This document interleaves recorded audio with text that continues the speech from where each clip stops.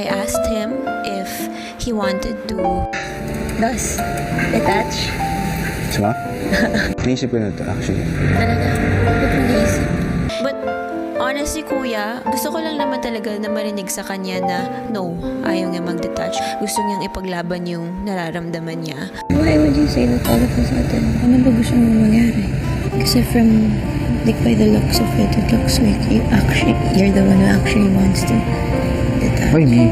Ikaw yung nag-ask eh. Bring up. Hindi po namin alam kung ano po yung magiging future namin kapag nauna siya or kapag nauna ako. What if gusto ko lang talaga na ipaglaban mo? I guess gusto ko lang po marinig mula sa kanya, I shouldn't worry. Maybe just a little bit of assurance. Paano bang mababawi lahat ng mga nasabi? Di naman inakalang ika'y darating lang bigla nang walang babala.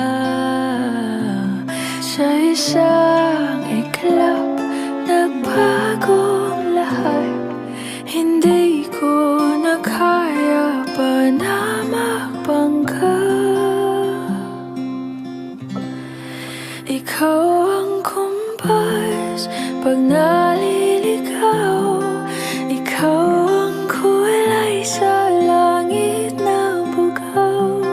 Sa bawat bagyo na dumadayo, ikaw ang kanlungan na kailangan ko. Kahit hindi mo alam, ilang beses mo kong niligtas. Ikaw ang hantungan at aking wakas.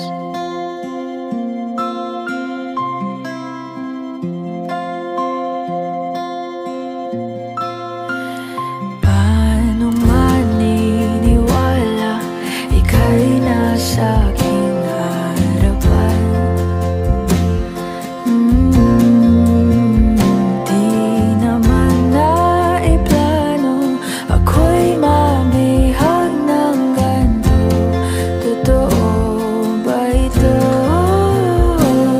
Sa isang iklap, nagbago ako. Hindi ko na kayang mawalay sa'yo.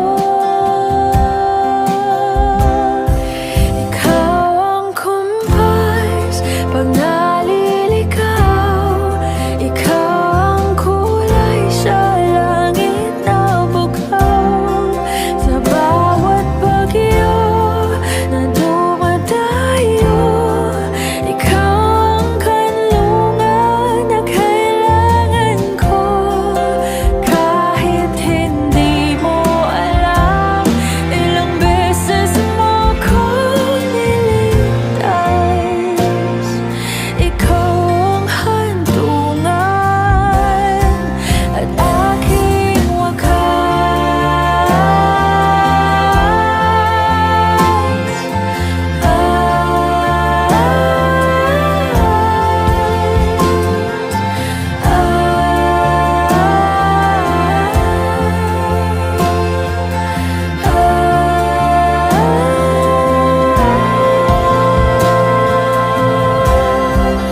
sana'y iyong matanggap kung sino ako talaga.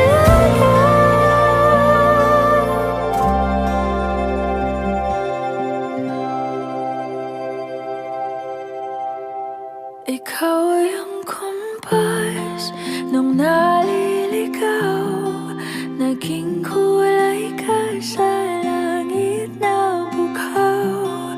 Sa bawat bagyo na dumayo, ikaw yung kanlungan na nahanap ko. Kahit nung di ko alam, ilang beses mo kong niligtas. Ikaw ang hantungan at aking aking